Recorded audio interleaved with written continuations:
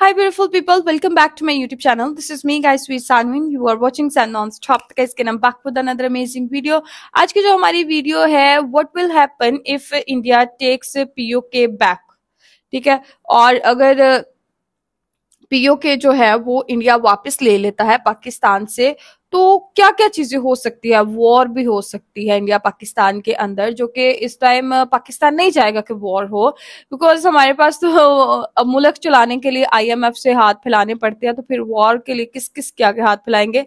और अभी जो है ना, वैसे भी ज्यादा कंट्रीज इंडिया की तरफ है, तो इंडिया जो है, आप लोगों को पता, उनकी आर्मी भी ज्यादा पावरफुल है।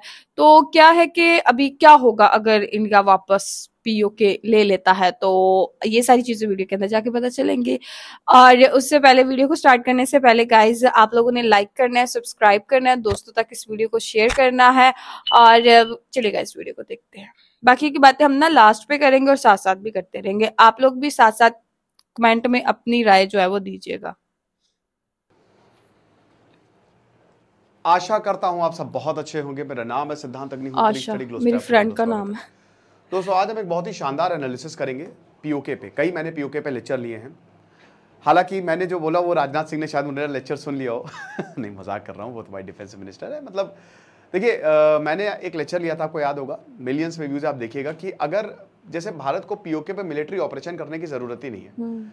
कश्मीर इतना डेवलप हो जाएगा कि अगले 3-4 सालों में अपने आप पीओके कोलैप्स हो जाएगा। और आपने अभी प्रोटेस्ट देखे। लेकिन हाँ, आज हम बात करेंगे कि अगर भारत पीओके ले लेता है तो क्या इंप्लीकेशन होंगे। चैनल को सब्सक्राइब कर दो यार, और क्राइम अफेयर्स को भी सब्सक्राइब करो, डिस्क्रिप्शन बॉक्स में लिंक दिया है।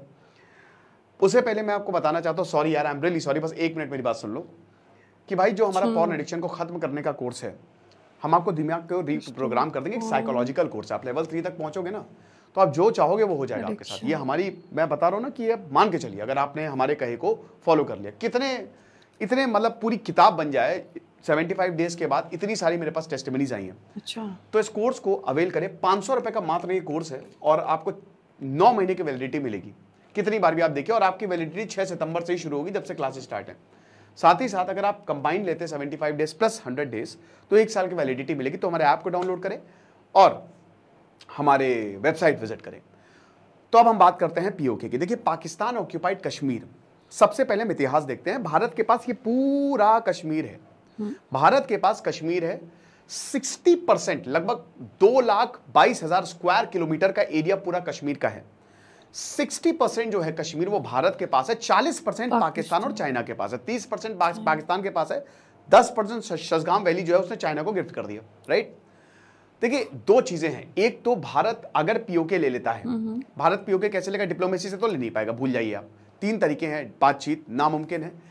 जैसे हमारे कच्चा दीवू की कंट्रोवर्सी है कि इंदिरा गांधी ने उसको दे दिया था, अब आप श्रीलंका से उसको नहीं ले सकते। तो आप बातचीत से तो कोई देश अपनी जमीन क्यों देगा, नहीं देगा ना। दूसरा है मिलिट्री ऑपरेशन। मिलिट्री ऑपरेशन एक बिल्कुल एक ऑप्शन है। पीओके की अगर बात करते हैं तो इसमें ये गिलगिट बाल्टिस्तान वाला एरिया है, और ये वाला एरिया है जो पाकिस्तान ऑक्युपाइड कश्मीर है। ठीक है ना। ये लाइन ऑफ एक्चुअल कंट्रोल जो है, ये 1972 में जो शिमला एग्रीमेंट हुआ उसके बाद से ये line of actual control, line of control, line of actual control तो चाइना वाली है, लाइन ऑफ कंट्रोल बनाई गई। राइट। तो अब क्या है कि देखिए, कश्मीर में अगर आप मिलिट्री ऑपरेशन करते हो, बिल्कुल हो सकता है, लेकिन ये इतना आसान नहीं होगा। भारत जीतेगा, लेकिन चाइना अड़ंगा लगाएगा। चाइना जो है, चाइना का सीपेक यहां से गुजरता है पूरा। भाई, सीपेक जो है वो चाइना का पूरा यहां से गुजरता है। चाइना का काशगर जो सीधा ग्वादर पोर्ट से कनेक्टेड है। ठीक है। तो चाइना 110% मिलिट्री डिप्लॉय करेगा, क्योंकि शजगाम वैली भी उनके पास से जाएगा। तो चाइना हमला करेगा ही करेगा। तो 2 फ्रंट वॉर वाली सिचुएशन हो जाएगी। एक तरफ आपको चाइना को झेलना है और एक तरफ आपको पाकिस्तान को झेलना है। न्यूक्लियर कॉन्फ्लिक्ट का खतरा बढ़ सकता है, तो यह प्रॉब्लम आ सकती है। एक चीज इसमें हो सकती है, भारत क्या करे। देखिए, सीपेक पाकिस्तान ऑक्युपाइड कश्मीर से जा रहा है, और चाइना के इन्वेस्टमेंट पे बहुत बड़ा खतरा है। क्यों? बलूचिस्तान में एक बहुत बड़ी आर्मी क्रिएट हो गई है। Balochistan liberation army. आपने देखा कि 103 पाकिस्तानी सोल्जर्स को मार दिया। बस से निकाला, 23 पाकिस्तानी को सर पे गोली मारी, उसमें एक हमारा रिलेटिव। तो सबसे पहली बात तो यह है कि भारत क्या कर सकता है। भारत यह बोल सकता है चाइना को कि सुनो बेटा, हम तुम्हारे साथ हैं, तुम हमारी मदद करो, जैसा हिटलर ने किया था, जैसा देश करते हैं, जैसा 1871 में बिस्मार्क ने किया था, कि उसने क्या बोला, उसने देशों को यह बोला कि हमारी मदद करो, ये एरिया तुम्हारा। रशिया से बोल सकता है अफगानिस्तान तुम्हारा, भारत बोल सकता है। चाइना से बोल सकता है देखो तुम सीपेक बना रहे हो, चाइना पाकिस्तान इकोनॉमिक कॉरिडोर, उसको आईपेक कर देते हैं, ठीक है ना, मतलब आईपेक तो नहीं, आईईसी कर देते हैं, इंडिया चाइना इकोनॉमिक कॉरिडोर। हम क्या करेंगे, हम तुम्हारी मदद करेंगे, ठीक है, सीपेक पे तुम निकालो, बदले में हमारी मदद करो। जब हम सीपेक पे, जब हम पीओके पे हमला करेंगे तो तुम कुछ नहीं बोलोगे। दूसरा, साथ ही साथ बलूचिस्तान की भी भारत मदद कर सकता है चाइना की हेल्प लेके, कि बलूचिस्तान में आए दिन तुमको प्रॉब्लम झेलनी पड़ती है, दिक्कत की बहुत दिक्कत है, तो इसकी प्रॉब्लम हम सॉल्व कर देंगे, बलूचिस्तान को हम समझा लेंगे। तुम जो है वो इस पे फोकस करो कि जब हम पाकिस्तान पे हमला करें, पाकिस्तान ऑक्यूपाइड कश्मीर पे, तो तुम कुछ नहीं बोलोगे। इस तरीके की डील हो सकती है, लेकिन चाइना इस पे मानेगा नहीं। क्या रीजन है? सबसे पहली बात तो ये है कि ये पूरा का पूरा पाकिस्तान से होकर गुजरता है। काशगर चाइना के लिए एक सुपर इंपॉर्टेंट रीजन है। ये बाउंड्री जो आप देख रहे हो ना, ये पूरी चाइना के शिनजियांग प्रोविंस से लगती है। अब ये जो शिनजियांग प्रोविंस, ये वही प्रोविंस है जहां पे ऑलरेडी चाइना में रिबेलियन का खतरा है, ठीक है ना।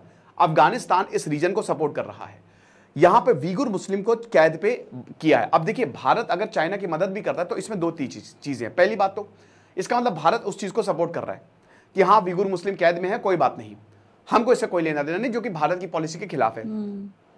दूसरा, चाइना इस बात पे इसलिए नहीं मानेगा क्योंकि ये ऑलरेडी रिबेलियन रीजन है। अगर ऐसा हुआ, अभी तो पाकिस्तान के साथ मिलकर एकदम सब कंट्रोल में है, तो शायद यहां पे विद्रोह हो जाए चाइना के खिलाफ। तीसरा, ये काशगर रीजन जो है ना, चाइना का एनर्जी का सोर्स है पूरा। काशगर रीजन को ही लेके भारत और चाइना युद्ध में जा सकता है, क्योंकि यहां ये एरिया कट ऑफ हुआ तो ये पूरा एनर्जी गई चाइना की, राइट। अब यहां पे क्या है कि अभी चाइना को पूरा घूम के मलक्का से जाना पड़ता है। ये मलक्का डायलेमा है, जिस दिन भारत मलक्का को ब्लॉक कर देगा, चाइना की ऐसी की तैसी हो जाएगी। इसीलिए चाइना को एक अल्टरनेटिव रूट चाहिए कि हमको इतना घूम के नहीं जाए। हमने सीधा ग्वादर में पोर्ट बनाया है और यहां पे हमारे पास ऑलरेडी पाकिस्तान है, पाकिस्तान ऑक्युपाइड कश्मीर है, सीधा काशगर हम निकल जाएंगे। ये एक प्रॉब्लम आएगी, क्योंकि देखिए आप बलूचिस्तान को ठीक है अपने साथ ले आओगे, बलूचिस्तान को आजाद कर दोगे, पीओके आपके पास ऑलरेडी है, ठीक है, पीओके को आपने लड़के ले लिया। अब क्या होगा कि पाकिस्तान को फिर भी यहां पे पंजाब की जरूरत पड़ेगी, वो तो आपके पास नहीं है, फिर तो आपको ऑल आउट वॉर में जाना पड़ेगा। लेकिन चाइना इस चीज के लिए मानेगा नहीं, बहुत मुश्किल होगा, और भारत की चीजें भी कॉम्प्रोमाइज होगी। तो फिर क्या सोल्यूशन है? अगर हम मिलिट्री हमला करते हैं तो शायद अमेरिका भी प्रेशर बना ले। अगर हम, जैसे रशिया ने क्रीमिया पे हमला किया, रशिया हमारे साथ हो जाएगा, क्योंकि हम ये बोल देंगे कि भाई देखिए आपको अफगानिस्तान चाहिए, आपको अफगानिस्तान हमने दिया, कोई दिक्कत नहीं है, तो रशिया साथ, बट उससे फायदा नहीं है क्योंकि वेस्ट हमारे खिलाफ हो जाएगा। अमेरिका को भी हम, हालांकि अमेरिका को बोल सकते हैं कि आप पीओके में आ जाओ, कोई बात नहीं, ठीक है, हम भी आपको पीओके में कुछ दे देंगे। मतलब एक तरीके से ना डील कर सकता है भारत दूसरे देशों के साथ, ठीक है, कि तुम, आप एक काम करते हैं कि आप हमारी मदद करिए इस रीजन को छुड़वाने में, हम आपको भी कुछ इसमें से दे देंगे, हम आपको भी फायदा पहुंचाएंगे, ठीक है। लेकिन अभी होगा नहीं होगा ये मुश्किल है, क्योंकि जैसे अब जब रशिया ने क्रीमिया पे को अनेक्स किया था तो पूरे वेस्ट ने मिलकर जो है वो रशिया के खिलाफ आंदोलन छेड़ दिया था और रशिया के ऊपर सैंक्शंस लगा दिए थे, जो यूक्रेन में भी रशिया कर रहा है, सेम चीज। तो भारत अलग थलग पड़ सकता है, इंटरनेशनली भारत को दिक्कत होगी, और फिर भारत एक एथिकल देश है ना। भारत ने बहुत सारी चीजें डिफाइन की हुई हैं। भारत की साफ पॉलिसी है कि हम पहले हमला नहीं करेंगे, भारत उसके उलट जाएगा तो भारत का जो भारत ने साख बनाई हुई है ना वो टूटेगी। देशों का भरोसा भारत पर से टूटेगा कि आज इस पे हमला कर रहे हैं, कल नेपाल पे हमला कर सकते हैं, बांग्लादेश, तो ये देश चाइना के साथ जा सकते हैं कि आप हमारी मदद करिए। ऐसी ट्रीटीज आ सकती हैं सामने जो बहुत डेंजरस हो सकती है। फिर उसके बाद युद्ध जो है, युद्ध भारत के खिलाफ भी जा सकता है। कैसे जा सकता है? भारत पाकिस्तान को तो आराम से हरा देगा, चाइना के साथ स्ट्रगल होगा, लेकिन जो इतना खर्चा होगा ना, इतना खर्चा होगा, अभी तो स्टेटस को मेंटेन है, सब बढ़िया चल रहा है, लेकिन फिर बहुत इकोनॉमिक हालात जो है भारत के बिगड़ सकते हैं। चाइना ज्यादा सोल्यूशन जो है वो वायबल है, लेकिन इसके रेपरकशंस मैंने आपको बता दी, ये दिक्कतें हो सकती हैं। मिलिट्री तभी हो सकता है जब आप चाइना को कन्विंस कर लो, जब आप अमेरिका को कन्विंस कर लो। अगर ये दो देश कन्विंस हो गए कि अभी आपको, अब जैसे चाइना जो है वो पाकिस्तान से लगातार दूर होता जा रहा है क्योंकि बलूचिस्तान में हमले बढ़ते जा रहे हैं और चाइना के इंजीनियर्स वहां काम कर रहे हैं, तो अगर ऐसे ही चलता रहा तो चाइना जाएगा नहीं वहां पे, जाएगा। खैबर पख्तूनवा में भी सेम चीज होती जा रही है, पीओके में भी सेम चीज होती जा रही है, ठीक है ना, ये चीज है। अब क्या हुआ, देखिए पीओके की हिस्ट्री तो आपको पता ही है, मैं थोड़ा सा बता देता हूं, ठीक है। तो ये तो हमने इस एंगल की बात कर ली कि military operation is not good. अब थोड़ा हिस्ट्री देख लेते हैं। देखिए 1947 में हम सबको पता है कि पूरा कश्मीर एक था, भारत और पाकिस्तान आजाद हुए। उस समय ब्रिटिश ने बोला कि ऐसा है कि आप जितने भी जितने भी ब्रिटिश प्रोविंस है वो तो अल्टीमेटली भारत को मिल गए, जो मुस्लिम राज्य है वो अलग हो गए जहां मुस्लिम डोमिनेटेड एरिया है। बाकी जो प्रिंसली स्टेट्स थे उसने ब्रिटिश ने ही बोला कि अगर आप चाहो तो भारत के साथ चले जाओ, पाकिस्तान के साथ चले जाओ, नहीं तो आजाद हो जाओ। सब ने अंडरस्टैंडिंग ये कर ली कि हम भारत के साथ जाएंगे। 4 राज्य ऐसे थे, ठीक है। एक तो त्रावण के राजा के ऊपर बम फेंक दिया तो अपने आप भारत में आ गए, ठीक है कि नहीं। जूनागढ़ में रेफरेंडम करवा दिया, 99% जो पॉपुलेशन थी वो हिंदू थी, महावत खान भाग गए अपने कुत्तों को लेके, पाकिस्तान चले गए, जूनागढ़ आ गया, राइट। जोधपुर में भी प्रॉब्लम आई थी, बट वहां पे सरदार वल्लभ भाई पटेल ने पहले तो वही ये गाजर देते थे, उसके बाद डंडा इस्तेमाल करते थे कि अगर नहीं मान रहे हो ऐसी की तैसी। हैदराबाद में प्रॉब्लम है, ऑपरेशन पोलो चला दिया, खेल खत्म, निजाम उसके बाद भैया बाकायदा भारत की पार्लियामेंट में चुन के आए। उसके बाद कश्मीर में प्रॉब्लम हुई तो राजा हरि सिंह बहुत टाइम तक इन्होंने डिले किया कि नहीं करेंगे, लेकिन फिर 24 अक्टूबर आया और उधर पाकिस्तान की फोर्सेज जो है उन्होंने कहा कि बहुत हुआ सम्मान, इन्वेड करो, और पूरा श्रीनगर तक चले गए। फिर उसके बाद राजा हरि सिंह ने इंस्ट्रूमेंट ऑफ एसेशन साइन किया, भारत की फौज पहुंची और एक साइड से खदेड़ना शुरू किया, और जनवरी 1948 आते आते पूरा खदेड़ दिया, लेकिन फिर मामला यूनाइटेड नेशन में चला गया, यूएन में चला गया, मामला वहीं अटक गया। अब इस पे भी बहुत सारी किताबें लिखी गई हैं, बट अभी हम उसमें नहीं जाते। बस फिर क्या हुआ कि यूनाइटेड नेशन में मामला अटक गया, रेजोल्यूशन 47 वहीं पे अटका हुआ है कि पहले पाकिस्तान अपनी फौज पीछे हटाए, भारत फिर अपनी फौज पीछे हटाएगा, नॉर्मलाइज होंगी चीजें, और उसके बाद फिर रेफरेंडम होगा, जो कि कभी होने नहीं वाला, क्योंकि डिफरेंट ट्रीटीज में ये साफ साफ मना कर दिया है, ठीक है ना। चाहे वो कश्मीर वाली हो, चाहे वो 1972 मतलब जो शिमला एग्रीमेंट है, फिर शेख अब्दुल्ला और इंदिरा अकॉर्ड्स है, इसमें सब में यही है कि भाई ये भूल जाइए, रेफरेंडम कभी होना नहीं है, ठीक है। और जरूरत भी क्या है, क्योंकि सीधा सीधा हमारे संविधान में लिखा है कि Jammu Kashmir is an integral part of India, है ना, पूरा जम्मू एंड कश्मीर। भाई पीओके के लिए बकायदा हमने सीट रिजर्व करके रखी हुई है, ऐसे थोड़ी ना रखी हुई है। आप आइए, अब क्या हो रहा है देखिए। तो ये पूरा इतिहास था और तब से यूनाइटेड नेशन में मामला पड़ा हुआ है। पीओके में प्रॉब्लम क्या, अभी हाल ही में 2019 में सबसे बड़ा डिसीजन आता है भारत की तरफ से कि हमने जम्मू एंड कश्मीर को क्या किया, एक यूनियन टेरिटरी बना दिया। 2 साल प्रॉब्लम हुई, 2021 के बाद से फिर डेवलपमेंट शुरू हुआ। जम्मू एंड कश्मीर में भयानक इन्वेस्टमेंट हो रहा है, टूरिज्म बहुत ऊपर जा रहा है। पीओके में क्या हो रहा है, कुछ नहीं हो रहा है। बिजली का संकट है पीओके में जो आतंकवाद के डिफरेंट कैंप, मतलब सारे के सारे आतंकवादी कैंप जो है वो पीओके में चल रहा है। मुजफ्फराबाद, मीरपुर, ये सब बेस है, यहाँ पे आतंकवादी ट्रेनिंग लेते हैं। यहाँ के डेवलपमेंट है नहीं, इंफ्रास्ट्रक्चर जीरो है, कोई कॉलेजेस नहीं है। ये मैंने लेक्चर भी लिया था जब कंपेयर किया था, कोई यूनिवर्सिटी नहीं है। पीओके के हालात बहुत खराब है। अभी 2 महीने पहले पीओके में भयानक प्रोटेस्ट हुए थे। पाकिस्तान की पुलिस ने ऐसी की तैसी कर दी, बुलडोजर पे बुलडोजर चला दी, मार दी, गोली चला दी, कितने लोग मर गए। पीओके में गुस्सा है। पहले यह भी चीज थी ना कि यहां पीओके में जो लोग हैं वो अगर भारत पीओके पे हमला करता है तो शायद भारत को रेजिस्टेंस झेलना पड़े, वहां की तरफ से दिक्कत आए। भारत के जो कश्मीर के लोग हैं ना, वो शायद मतलब पीओके के लोग हैं, वो भारत को एक्सेप्ट ना करें, लेकिन अब ऐसा नहीं है। अब वहां पे ये रैलियां हो रही कि भारत आ जाओ। अब वहां का सेंटिमेंट जो है वो भारत के साथ इसलिए है क्योंकि कश्मीर में डेवलपमेंट हो रहा है। तो यहां हम तीसरे पॉइंट पे आते हैं कि कश्मीर को इतना डेवलप कर दो जैसे जर्मनी में हुआ कि वेस्ट जर्मनी इतना डेवलप हो गया कि ईस्ट जर्मनी ने वो दीवार ढहा दी। ये होगा आगे जाके, ठीक है ना। तो कश्मीर को इतना डेवलप कर दिया जाए कि अल्टीमेटली वहां के लोग जो है वो यहां पे आ जाए, है ना। लोग अगर विद्रोह कर देंगे तो भारत को फिर कोई दिक्कत नहीं है हमला करने में या फिर चीजें उस तरीके से करने में। तो ये है। अब देखिए सबसे बड़ी बात, भारत को इसमें मिलेगा क्या। देखिए इसके जियोपॉलिटिक्स रेपरकशन बहुत ज्यादा है। सबसे पहली बात तो ये है कि ये अफगानिस्तान में वखान कॉरिडोर है। ये वाला जो रीजन है ना, ये पूरा अफगानिस्तान से आपका वखान कॉरिडोर जो है ये लगता है। तो पीओके बॉर्डर शेयर करता है अफगानिस्तान से। क्योंकि अफगानिस्तान से बॉर्डर शेयर कर रहा है तो सीधा सेंट्रल एशिया का दरवाजा खुल जाएगा। रेलवे लाइन हम बना सकते हैं आसानी से।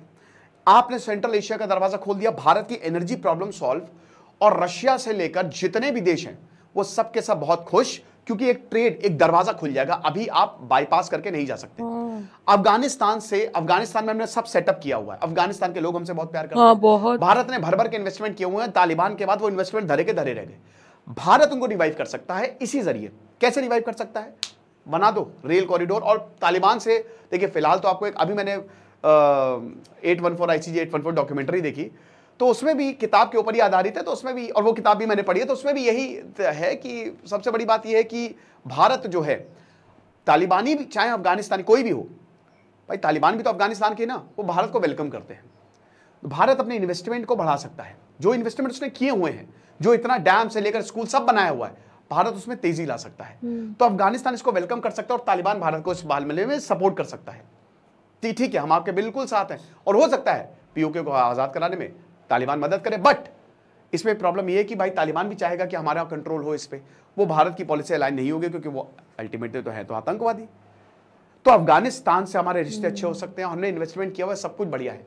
सेंट्रल एशिया खुल सकता है जिसकी वजह से खूब एनर्जी का आगमन हमारे पास होगा। रशिया से रिश्ते बहुत अच्छे हो सकते हैं और ज्यादा हम नेगोशिएट, क्योंकि हमारा अफगानिस्तान हमेशा से रशिया को चाहिए।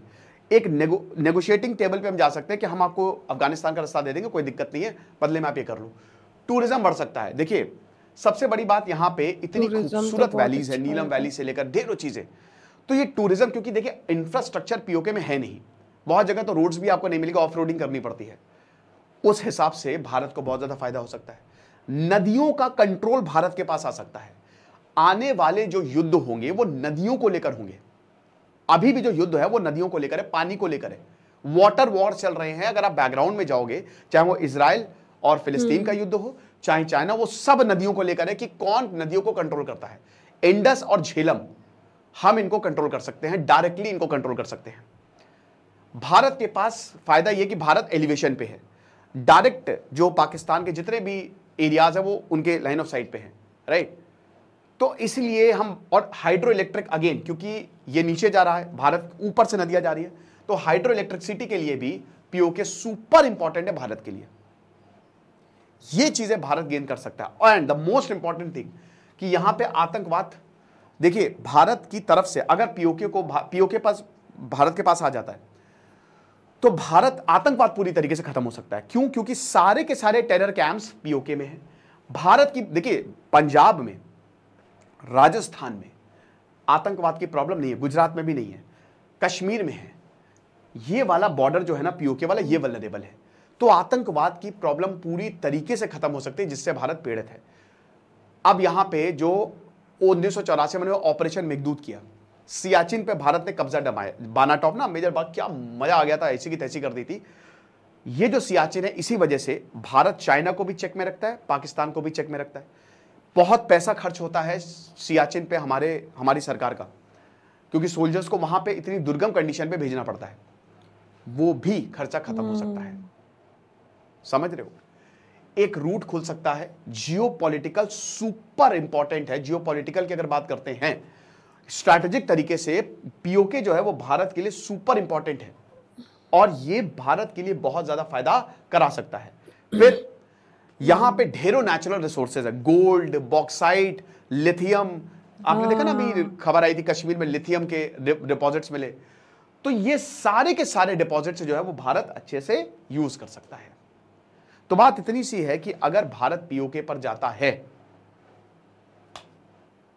विल बी गुड वहां के लोगों के लिए भी। फिर पाकिस्तान, अभी तक पीओके कश्मीर एक ही, अब यहां पे पंजाब, क्योंकि बॉर्डर तो वहां पंजाब से भी है, पाकिस्तान और डीप पेनिट्रेट कर जाएगा, भारत और डीप पेनिट्रेट कर जाएगा पाकिस्तान में।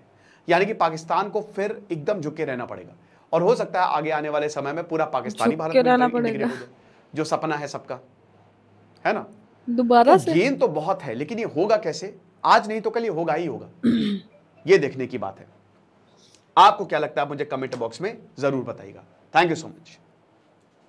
ओके गाइस, तो वीडियो काफी इंफॉर्मेटिव थी और खान सर की तरह ये भी टीचर्स जो इंडियन टीचर्स हैं, ठीक है, वो बहुत ही अच्छे से यार हर चीज को एक्सप्लेन करते हैं। उस हिसाब से हमारे पाकिस्तानी टीचर और यूट्यूबर्स जो है वो, हाँ एक दो हैं वो अच्छे से एक्सप्लेन करते हैं, बट काफी ज्यादा लोग ऐसे हैं कि वो अच्छे से एक्सप्लेन नहीं कर पाते। वो इंडिया सिर्फ तारीफों के पुल बांधते हैं और जो होता है ना कि एक्चुअल फैक्ट्स जो होते हैं वो नहीं बताते। और इंडियन टीचर बहुत अच्छे से यार गाइड करते हैं। अब डायरेक्ट वे में जो इंडिया है वो पाकिस्तान से नहीं लड़ सकता पीओके के लिए और वॉर वगैरह नहीं कर सकता, बिकॉज चाइना के साथ जो है वो काफी प्रॉब्लम जो है आप लोगों को पता चलती है, वीडियो के अंदर अच्छे से एक्सप्लेन किया है।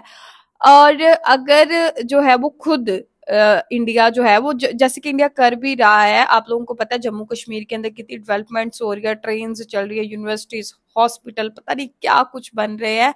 तो अगर हमारा पीओके जो है वो ये चीज देख लेता है कि यार वहां पे तो बहुत ज्यादा अच्छी डेवलपमेंट्स हो रही हैं, अगर वो खुद ये चीज चाहेंगे तो फिर इंडिया उनकी हेल्प के लिए आएगा और फिर जो है वो उनको दूसरे जो है वो जम्मू कश्मीर के साथ जो है वो मिला लेगा। एक तो ये रास्ता है। दूसरा ये कि अगर चाइना और अमेरिका जो है वो इंडिया की तरफ हो जाते हैं तो फिर सीधा रास्ता खुल जाएगा इंडिया के लिए कि वो जो है वो पाकिस्तान के ऊपर हमला कर सकता है और पीओके वापस ले सकता है। तो काफी चीजें जो है वो सामने नजर आती हैं और मेरे ख्याल से जो है वो जो फर्स्ट वन मैंने बताया ना आप लोगों को कि अच्छे से डेवलपमेंट जम्मू कश्मीर के अंदर हो जाएंगी ना, तो फिर पीओके के लोग खुद देखेंगे तो वो कहेंगे कि यार वहां पे तो वाकई वहां पे इस काम हो रहा है। और अगर हम पाकिस्तानियों ने जाना है ना कि पीओके हमारी तरफ रहे, तो हमने उनके लिए किया भी क्या है? ठीक है, आप खुद देखे कि हमने उनके लिए किया क्या है। आए दिन स्ट्राइक्स वहां पे चल रही होती है, आए दिन वहां पे लोड शेडिंग का इशू जो कि पूरे पाकिस्तान के अंदर चल रहा है, आटा पानी बिजली का इशू जो है पूरे पाकिस्तान के अंदर आप लोगों को पता चल रहा है। तो हम तो अपने पाकिस्तान पंजाब साइड को जो है वो ही नहीं संभाल पा रहे। बलोचिस्तान देख ले, वो हमसे अलग होना चाह रहा है। खैबर पख्तूनख्वा का एक अलग इशू चल रहा है।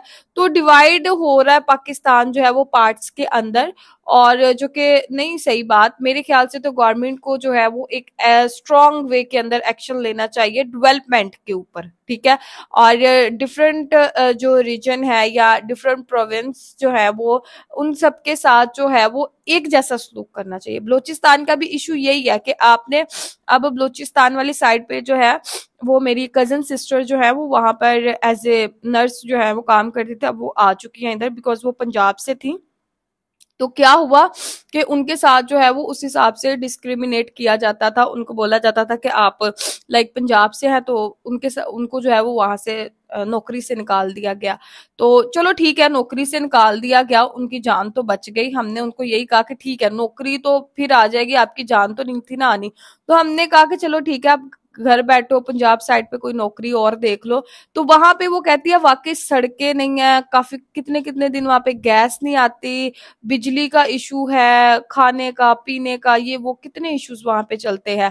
और पंजाब साइड पे अगर आप काम कर रहे हैं, सड़कें बना रहे हैं, ऑरेंज ट्रेन चला रहे हैं, मेट्रो आप चला रहे हैं, तो उधर क्यों उनके साथ जो है वो सतेलों वाला सलूक कर रहे हैं, समझ नहीं आ रही। और ये फौजी वगैरह जो डेथ हुई है उनमें हमारे एक दूर के रिश्तेदार थे, और वो फौजी तो खैर नहीं थे, वो सिंपल ट्रैवलर थे। वो बलोचिस्तान में कहीं जा रहे थे, उनका कोई काम था वहां पे, वो मजदूरी करते थे वहां पे। तो उनके भी सर पे जो है वो गोली मार दिया गया उनको बलोचिस्तान की तरफ से, जो कि बहुत हमें भी अफसोस हुआ। उनका करीबी नहीं थे, हमारे दूर के रिश्तेदार थे वो। तो जब ऐसी चीजें पता चलती है कि पाकिस्तान के अंदर जो है वो एक प्रोविंस के लोग दूसरे प्रोविंस को ऐसे मार रहे हैं, तो फिर होता है दिल में यार, आता है कि यार कब यूनिटी आएगी यहाँ पे। तो हम तो दुआ ही करते हैं अच्छे से जो है वो रहने के लिए कि यार पाकिस्तान के अंदर जो है वो पीस आए, सुलह सलामती आए, यूनिटी आए। लेकिन हमारे चाहने से क्या होगा जब कोई आगे से जो है वो स्टेप गवर्नमेंट ही नहीं लेगी। तो गाइज, आप लोगों को आज की वीडियो कैसी लगी? आप लोग भी अपनी राय कमेंट सेक्शन के अंदर जरूर दीजिएगा। लाइक सब्सक्राइब एंड शेयर करते जाएगा। तो चलेगा इस नेक्स्ट वीडियो के अंदर। Bye bye.